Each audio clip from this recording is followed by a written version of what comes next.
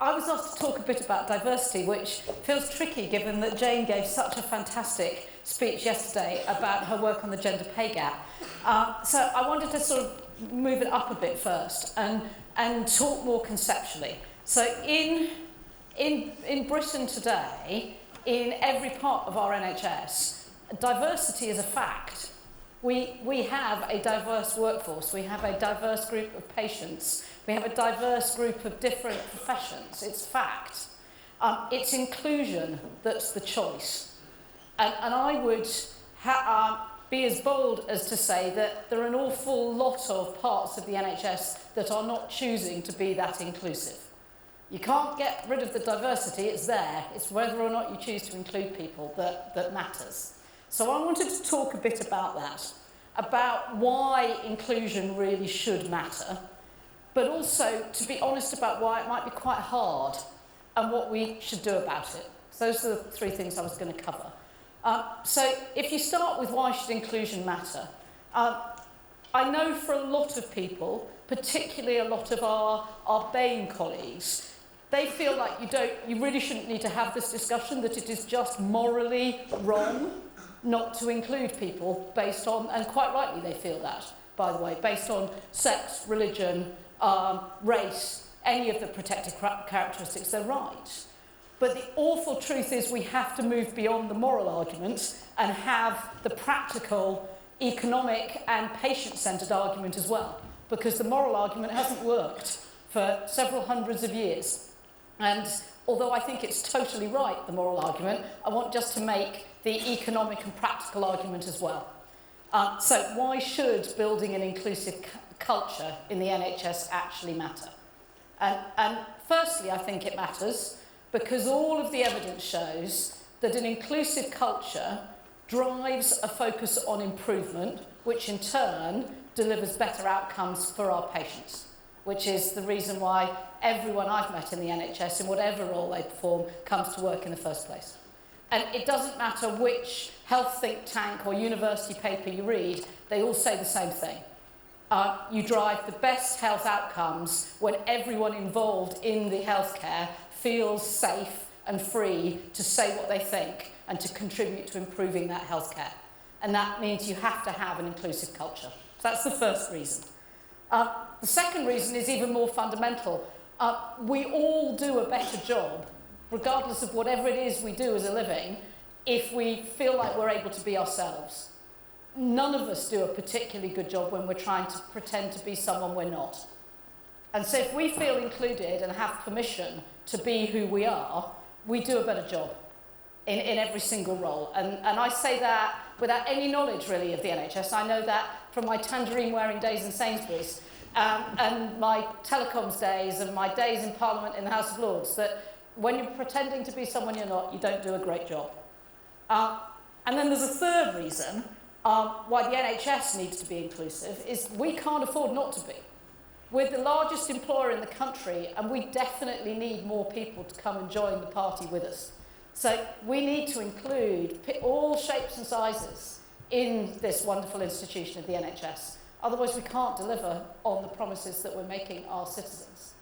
So I think it's really self-evident that we have to build an inclusive culture. And I doubt there are many of you that would disagree with me, actually, in the room. Is that fair? So I think the more interesting question is not, should we build an inclusive culture? The more interesting question is, why is it so hard? When pretty much everybody comes to work in the NHS because they care, we share a really clear common purpose. We can see that building an inclusive culture will help us, and yet it is genuinely really hard. And I would offer a couple of reflections on why. Evidence from all different sectors shows that the most high-performing teams in the world are diverse teams. But it also shows that some of the most low-performing teams in the world are also diverse teams. And teams that are full of very, very similar people who think in the same way, same backgrounds, are often in the middle. It's really hard to lead and be part of a team with lots of people who are not like you. It's actually much easier to work in an environment where everybody looks and thinks and behaves like you. It's sadly entirely normal and human to feel like that. And that means that leading diverse teams to make them feel truly inclusive is really difficult. And it's difficult because it plays at the core of what it is to how we're wired as a human being. We all make a judgment about someone within the first 30 or 60 seconds of meeting them. Now, I'm sure many of you have read Daniel Kahneman's book, Thinking Fast and Thinking Slow. So the fast part of our brain kicks in and we make an instant judgment about someone. And while you can learn to trigger the slower part of the brain to form a more measured assessment, you can't stop that instinct of making that instinctive judgment. And that means however much we all like to think we're not biased, we all are. Every single one of us makes those judgments instantly. And that means leading a diverse team where people behave in ways that might not feel familiar to you, who have a value set that might not be identical to you, is really difficult. And I think one of the ways that we make the NHS more inclusive is we have to recognise that it's quite hard to, rather than immediately get cross with people who can't do it instantly. I think we have to build a culture of recognising this is quite hard to do and keep practising it and learning that improvement focus again, rather than just saying, of course you should, because it's morally wrong, which it is, that I feel prejudiced and biased in the system. So I think it's really hard, but it is doable. And we know it's doable because if you look at pockets of the NHS and other healthcare systems, we see fantastic examples of tremendous teamwork and great inclusive behaviours. And we see very different mixes in all the protected characteristics in different parts of the system. If you look at the Workforce Race Equality Standard metrics, which I think it's a fantastic piece of work. If you haven't seen it, this is where the RES team in NHS England have developed some metrics to assess how each organisation is performing on some simple metrics. So the obvious representation, what does the ethnic mix of boards look like? What does the ethnic mix of senior management look like? Maybe some of the less obvious ones. What's the likelihood of going through a disciplinary process based on your race? What's the likelihood of you being put forward for continuing professional development based on your race? And the really depressing thing is you see statistically significant differences in a very large number of our NHS organisations. That if you are white, you are more likely to be on a training programme, you are less likely to be going through a disciplinary process. And if you're an ethnic minority, single woman, you are massively more likely to be being discriminated against, statistically. I know somebody yesterday questioned the Secretary of State on this data, but it really is there.